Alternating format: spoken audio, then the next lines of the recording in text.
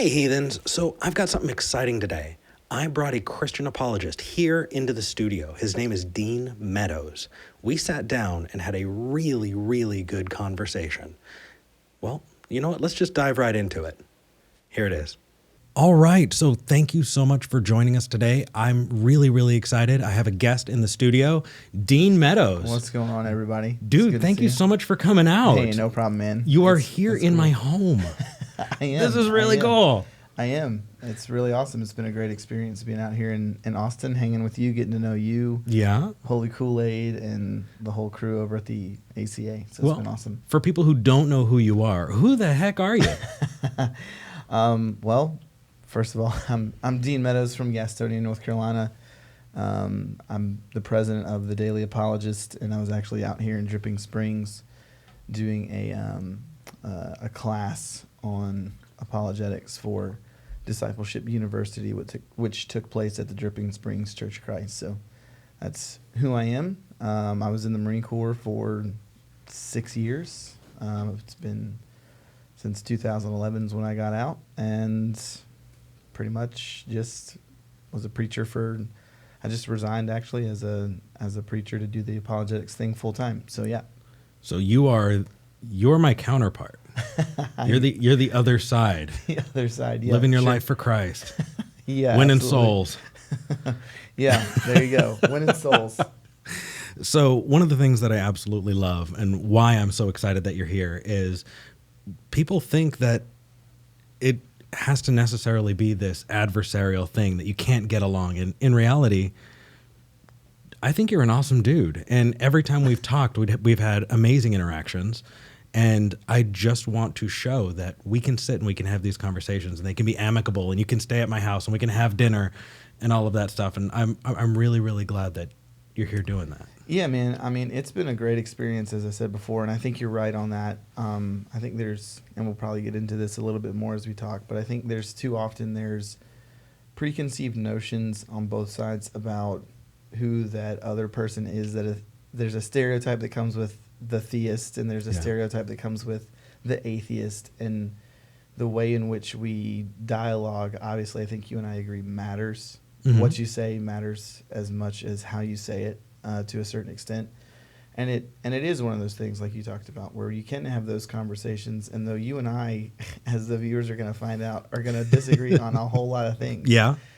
We can still do it in a respectful manner so that, both people can have that dialogue, learn from one another, mm-hmm. And walk away as friends rather than, all right, let's go get the pitchforks and all that and bury somebody. And, I think that the best word there is dialogue. I know we've talked about it. You've actually seen my debates.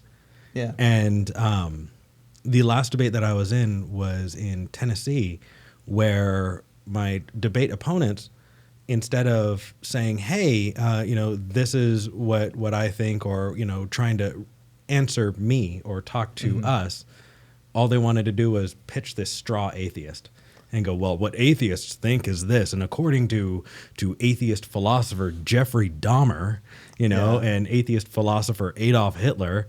And it's like, oh my goodness, why would you talk past a person?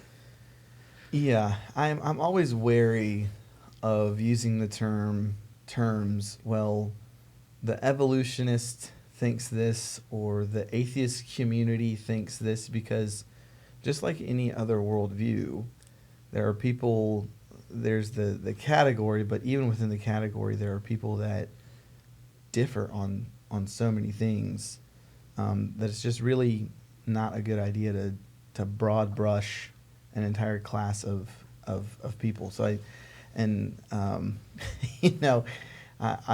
think that the debate that you had in Nashville demonstrated that. Unfortunately, it was my side, quote, my side, that demonstrated what happens when you come to a dialogue or a debate and you've stereotyped the other side. So, yeah. Well, I mean, we have our own on the atheist side. So let me run something by you and see if it sounds familiar. Okay. So I get plenty of emails because of the shows. Yeah. And one common email that I get is, I have discovered how to destroy religion. I have the answer. It is one answer, and once you know it, that's going to do it. Once everybody knows it, it's going to be the end of Christianity. Everyone's going to become an atheist, and this is it. And it's like, okay, what is it? In the Bible, there's a verse that I think is wrong. And okay, well, if they believe the Bible, they have to believe it's right. Yeah, that's a pretty broad claim to say that one verse in the Bible is going to destroy Christianity. I'm just saying, like, I'm no expert in history, but Christianity has been around for about 2,000 years. I'm not sold that one verse is going to destroy 2,000 years of history.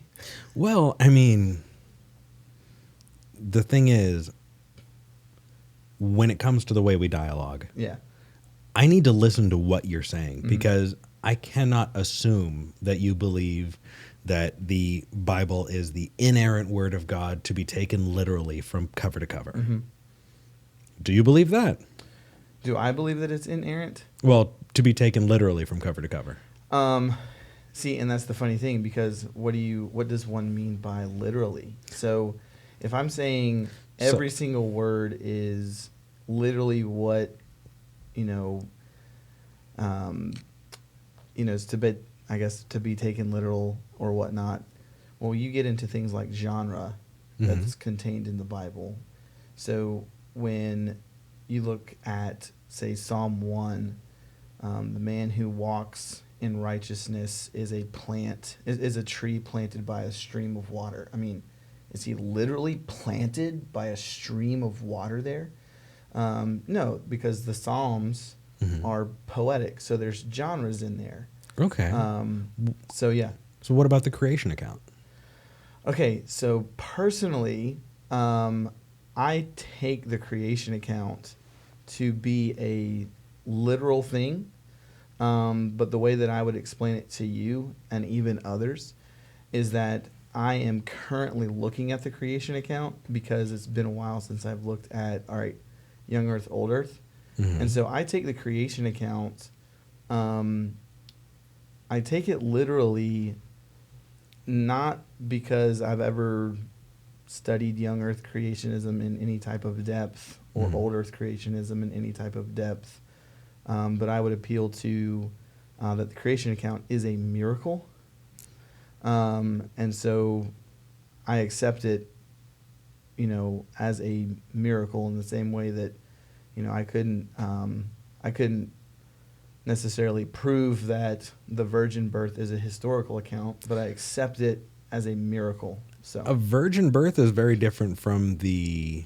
No, I understand the universe coming into being, right? So no, it is. I mean, like, do you believe 7 literal days, 7 24-hour periods? Well, 6 because the 7th was rest. Yeah. Do you think that 6 24-hour periods were what was required for the creation of the universe, the creation of Earth, the creation of not only the fish of the sea, but the birds of the air and the animals of all of it? No, I accept those as 6 24-hour periods. I accept those as 6 literal 24-hour periods because, and this is why, because if God exists, which I believe that he does, right, and if God is allowed to do miracles, which he would be, why? Then he could create the earth and everything in the universe in 6 literal days if he wanted to. Well, he could do it in an instant if he wanted to. Sure. Okay, sure. So what about speciation? I mean, if you have animals that are different and vary by species, we can actually track backwards the evolution of those animals. To say that God created the animals the way they are on the planet would be to completely deny evolution. Okay, so this is the part where, in our dialogue, I'm going to go ahead and say that I personally haven't figured all that out. Okay. No, I would say I hadn't figured all that out. I would say that's, why after I get done prepping for the debate that I'm having at Rogers State on the resurrection, that the very next piece that I'm going to go do an in-depth study on, is what you're talking about. Because if that's not true, then the question becomes, two questions. Okay, is the Genesis author trying to do something different with the text? In that, is he conveying Hebrew poetry? Is it mytho-historical? Or is it just flat out not right? And so I'm willing to follow the evidence wherever it leads in that regard. So that's the next study I'm actually going to do. So I see your point that you're making. I don't right now at this point have an answer to what you're saying, just because I'm not well versed in that study yet. You're saying I don't know. Yeah. That's awesome. And there's nothing wrong with doing that. So I'm not going to sit here and blow smoke about something that I don't know or don't pretend to have an answer about. So I have no problem with that, and I think that's constructive for dialogue. So great question. Great question. Maybe somebody who's more well versed in young Earth creationism or Hebrew language could answer that better than me. Honestly, though, I'd be getting their accounts. I want to know about you. Yeah, I want to know what you believe. Well, that's what I got. Then that works, man. Then that works. I got what I wanted. There you go. So what we talked about doing today is exactly that. It's talking about the differences and these perceived ideas, what atheists normally think of when they think about Christians, and what Christians normally think of when they think about atheists, and maybe debunking that a bit and kind of going through those. Yeah. So I know I started off. Is there anything that you know that Christians might think about atheists? Yeah. Or any questions that you'd like to ask that I might be able to help? No. I really think there's a big misconception about atheists that we have in the theistic world, in the religious world, in the Christian world, that atheists somehow are out to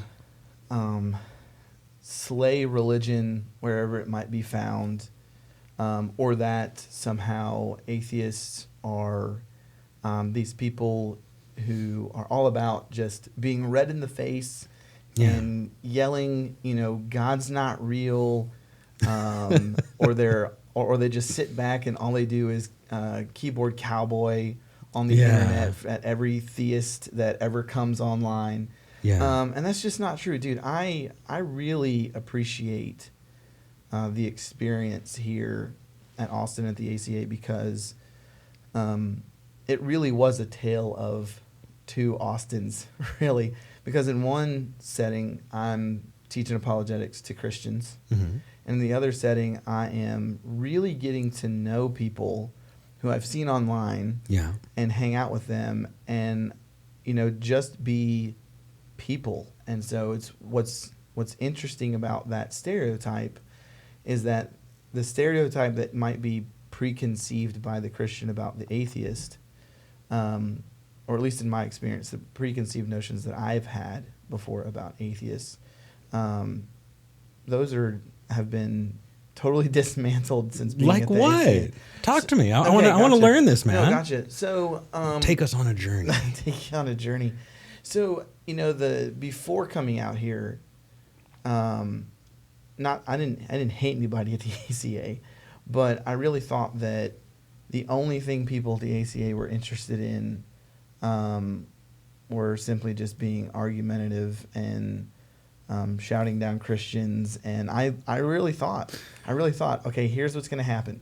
I'm going to walk into the ACA. Mm-hmm. They're going to see me in church clothes. It's going to be invasion of the body snatchers. And then it's going to be, they're just going to all just pile on me about everything that I believe. But that was not the experience. I walked in. The first person I saw was Matt Dillahunty, and Matt just looks at me and goes, "Hey, how you doing?" And, people were people. They were nice people. And so I was like, okay, that's cool. And then, I went and I changed over. They gave me the $1,500 tour of the ACA, and it was a really good experience. So some of those preconceived notions about getting ganged up on, were dismantled. And I think that's something that theists have to really, understand and get that while there are atheists that are out there, let's not, confuse it. There are atheists out there that live to just pile on Christians, and there are Christians that live to pile on atheists. That wasn't the experience I had at ACA, which I'm grateful for with that as well. Well, rock on, man. I honestly think that coming out of Christianity, the frequency that I've seen people do that, what side they're on really doesn't matter. It's just the frequency is about the same, and you're going to get the worst from people on the internet. And so when you can hide in anonymity and just be an absolute jerk behind the keyboard, that's where people are going to do it. And they get creative, and it can be hurtful. Yeah. But in real life, and even when not at the ACA, when I was hanging out with Drew and Dan, we went out and we talked about. We had a long conversation about mental health and mental health issues and what both sides, how both sides approach it, but also how both sides can be helpful in making sure that mental health isn't stigmatized across the board.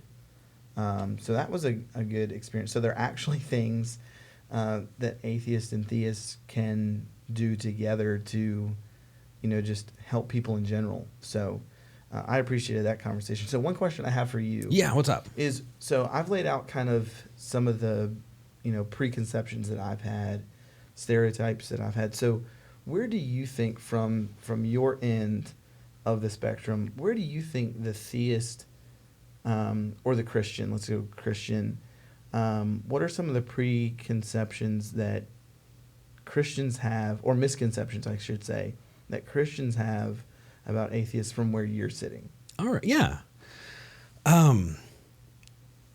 So it's kind of funny because I was a Christian. Yeah. And so coming out of it, you can kind of see why, but I can absolutely address a couple that are glaring for me. Okay. The first is, yes, we do care about religion. We're not standing around and I've heard Christians go, well, what, does everybody just get together and agree that there's no, like, what do you talk about? We're talking about it. We're building community. We're talking about going to the, comedy club or organizing a family, activity on Saturday. The thing a lot of people don't realize is there are people who come into the ACA for community because they've been disowned by their families. Because when they left the faith, it was, you no longer have a place in our home. Get out. And that's why when Christmas and Thanksgiving come and Easter comes, these are things that we were raised with. That's part of our culture.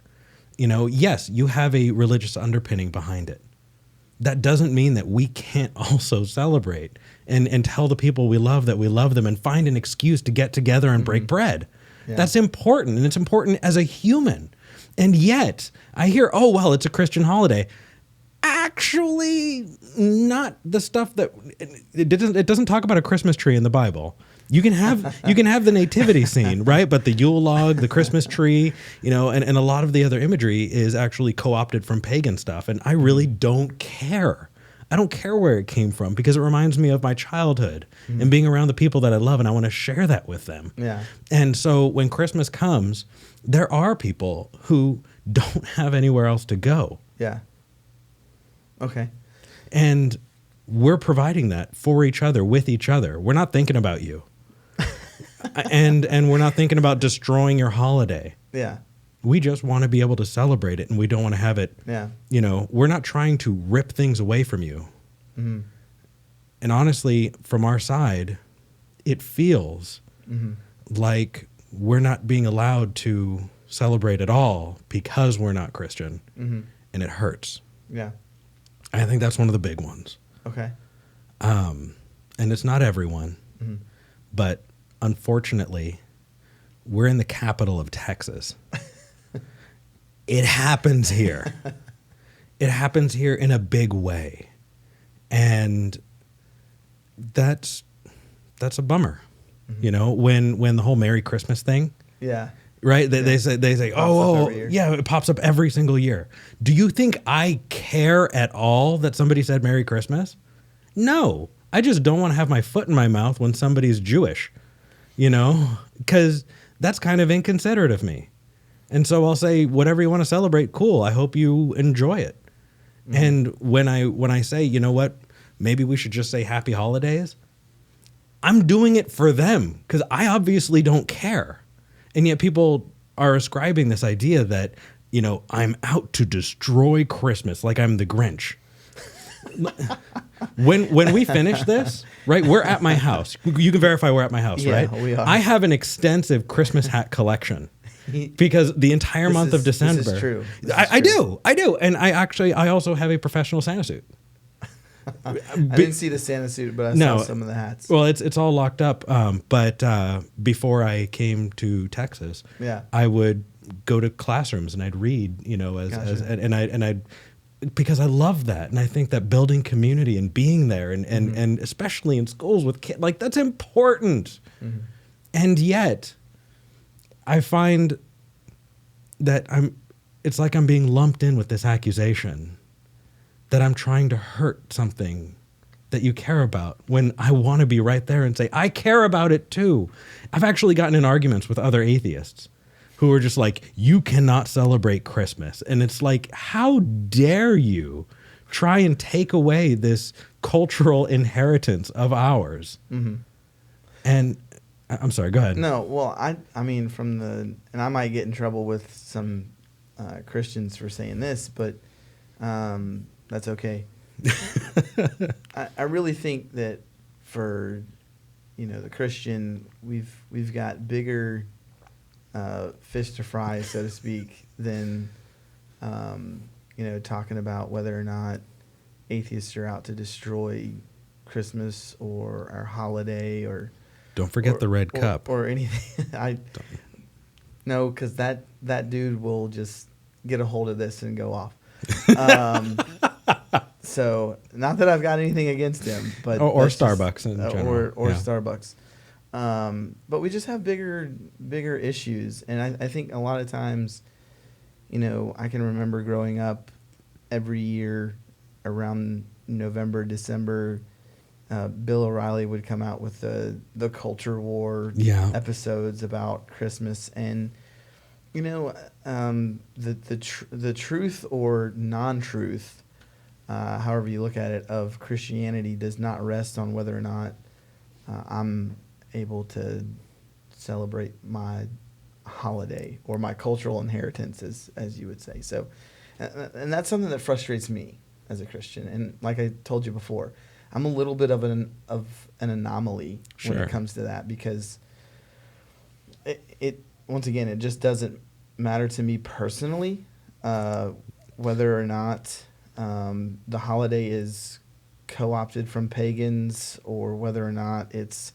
original with Christianity. I mean, cool either way, I don't care, because that's just a superficial thing I think a lot of people worry about or get carried away with, when they're actually, you know, deeper issues to handle when it comes to whether or not the worldview is correct. If Christmas goes away tomorrow here in America, that's not going to do anything. I would be really bummed. I would be really bummed. I love Christmas. I would too, but it's not like if let's just go to the max extreme. Let's just go ahead and say, all right, so they've passed legislation in America where Christmas has been banned. At least from my side. Okay. Christmas has been banned. All right. What does that do to the worldview? That doesn't do anything to the worldview. It just makes a lot of people mad that they can't celebrate Christmas. It's not like there's anything that will crush Christianity under the thumb of whatever government was in place at the time. Ooh, okay. Now I have two more things. Now I'm on a roll. Okay, go and for this it. is not an angry thing. I promise you, it's not an angry thing. Okay. The first one, I do not care if you pray. I cannot tell you how many Christian friends and family members go to pray and then look at me as if I'm about to blow my top. Like, am I offending you? I don't want to offend you with my prayer, but yeah, and now I'm in this awkward situation. Do you? Like, do you? Yeah. You know, celebrate, do your, you know, practice your faith traditions the way you feel that you need to. Coming from an atheist, I'll tell you what gets us. Okay. What gets us is if you have an atheist family member and you guilt and shame and browbeat them into praying with you because you can't stand the fact that they're not doing it. Yeah, that's a crappy way to be. It is. It is. And that's when people call my show and say, hey, I had a really, really horrible holiday and I'm really trying to work through how upsetting it was that it felt like my family didn't care enough about me to respect that I just didn't want to join them. Mm-hmm. Or they guilted or shamed me or cast me out. Mm-hmm. Go pray. But just let us know you still care about us, because we are dying to let you know we still care about you. Mm-hmm. Just because we stopped believing in the religious piece, that doesn't carry with it any baggage. And I think that's another thing I'd love to express is when I stopped believing, that's one thing. But I had this very different idea of what an atheist was. The atheist was the adversary. Yeah. And the atheist was like Boris and Natasha, you know, just secretly creeping in and like wanting to see what the Christians were up to so we can destroy their plans and upset the bake sale, you know? And so we prayed to be armed against it. Yeah. And when I met atheists, I was afraid of them. Mm-hmm. You know, I actually looked for physical differences to see if there was something different that I could tell. I really did. Between a Christian and atheist? Yeah. Oh, wow. Because I thought there must be something demonic, something visibly demonic about them. And there are a lot of families that when they find out that maybe their daughter or their cousin or their neighbor doesn't believe, it doesn't just say, I don't believe. When they say I'm an atheist, what a lot of Christians take from that is, I don't want a relationship with you anymore. Mm-hmm. I don't love you anymore.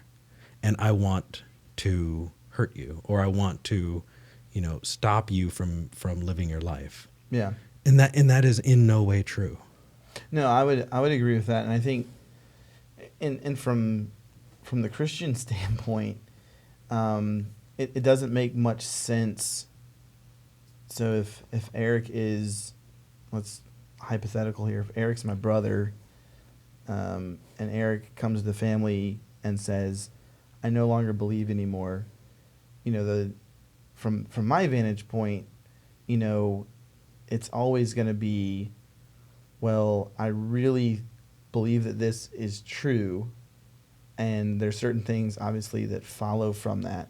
And so if I want Eric to come back into a relationship, not just with me, but back into a relationship with God, it seems to me the number one thing that I wouldn't do is to browbeat him and just disconnect from him. But it seems like the thing to do, hold on, I'm gonna cough. The better thing to do is simply to just maintain that relationship for two reasons. One, because, dude, that's my brother. And two, if there's any chance of him coming back into the fold, so to speak, it would be primarily through that relationship that he has with family. So I would just encourage the theists that are either going to listen to this or watch this on his channel is simply to say, if you're browbeating and you're disconnecting and you think that the loved one that you have in your life is is evil and wants to destroy the way that you live, but you care about their soul, the best way for you to engage with that person is not to marginalize them. That's just not going to be the go-getter. I mean, I don't know of any atheist or anybody who has left Christianity and come back has come to me and said, you know what really got me to come back, into a relationship with God or a relationship with my family. It's when they treated me like crap. It's when they disowned me. It's really what got me. When they disowned me, that was the time that you are no son of mine. And then I saw the light. That just doesn't work for me, individually, and it's just not it's not healthy in any way, shape, or form. So I appreciate you laying that on the table, and for us, we got to own that. We have to own that. Well, I mean, and I'm only saying this in the spirit of wanting to build that community and wanting to share that, because it does hurt. Mm-hmm. And then from there, what are other things? Government. Government. So if you were in, let's put it in like a Muslim country context. Okay. Right? So if you were charged with a crime and you go before the judge in this Sharia country and you see that they bring out their holy book and written above the judge is Allahu Akbar, which means God be praised. There would be some preconceptions there. And one of those preconceptions, I think, it would generously be they're looking at me through the frame of their religion, and they may not be fair to me because I'm not part of that group. And in the United States, during the Red Scare when we were fighting the godless commies, we decided to add "In God We Trust" to our currency and make that the national motto. And being someone who doesn't believe, in a country that is, self-identified around 80% Christian, you walk in before the judge and you see "In God We Trust." That is a little scary, because at that point, I kind of really hope they don't know, because I'm afraid that really would negatively affect the way a jury would evaluate whether or not I did something. And it's terrifying. The idea that I pay taxes, and yet when I go to the courthouse here in Texas, that these nativity displays and these very, very overt, it feels like I have to be Christian to be able to go to this place of law. And again, I'm not trying to destroy it. Put it out in front of your house. Teach it to your kids. Do it at the church. But I got to ask you, why is there this push towards exclusively making the government be like this cheerleader for Christianity? It feels really awkward and bad. Yeah. Well, I can give you, my 2 cents. I can't speak for every Christian that's out there, obviously. Sure. And once again, I'm an anomaly on this. So the way that I see it is that I think part of it is there has been a transition in the Christian mindset since about the moral majority in the 1980s, where you had Reagan and Pat Robinson, and you had the Billy Graham, crusades and things like that in the 70s and 80s. And so I think we've lost in the Christian church, I think what we've lost is the idea that we are the ones who are supposed to go out, and we are the ones who are supposed to influence our communities through these types of interactions that we're having right now. We are supposed to meet the needs of people both spiritually and physically as the church. I think that's absolutely positively clear in the Gospels and Acts. And so somewhere along the way, we figured that if we could just get the government to do the evangelizing for us through the laws that we pass, then we don't have to bear the burden of actually fulfilling the Great Commission. And so I think part of the push for that is because we've just gotten lazy.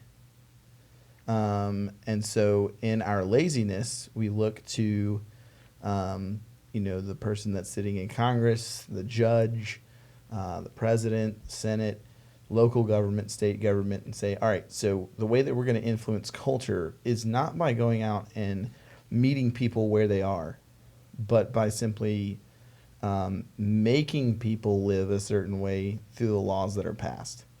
And obviously, we're going to agree on this. Obviously, that's not going to work. No, it's dystopian. It's Orwellian. Yeah, it's not going to work. And I completely, to a large extent, disagree with the idea that the church can fulfill its mission by co-opting government to do it for us. That's not the way that I believe it's originally set up in the Gospels and in Acts and in the New Testament. And I personally think that if it's not set up that way, then doing anything counter to that as Christians is just going to lead to the drudgery that we have now. And whether we like it or not, and this is where I'm going to get a little bit political and probably lose some fans. Don't do it. Don't do it. No, I'm going to. Okay. No.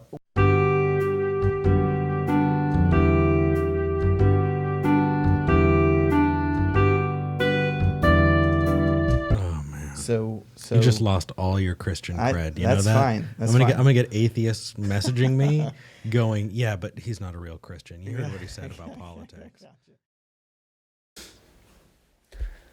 All right. You might be wondering, okay, what happened? I'll tell you what happened.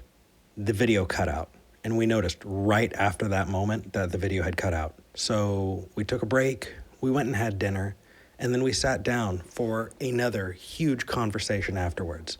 I'm really, really excited, and the next one's going to take a little bit more editing, but I wanted to get this out to you as soon as I could. So, be ready. Next week, we're going to have the rest of it for you. If you want to see it early, I will be posting the second part early for patrons this week, so you can get that earlier. If you want to become a patron, you can go to patreon.com/Eric Murphy, and oh my goodness, I didn't imagine that people would want to hop in and support me so soon. And so I didn't set up any Patreon levels, and I want to thank you guys, but I don't know if you are okay with me thanking you. So I need to reach out to everybody and make sure that that's okay, and who doesn't want to be mentioned by name. I don't even know what to do for Patreon levels. So let me know what you think, because I am totally at a loss. But as for the rest, I really, really hope you're enjoying this. Let me know your feedback in the comments below. Please, please, please send this out to your friends, because it is not coming up on search results yet. So like, subscribe, and I'll see you next week.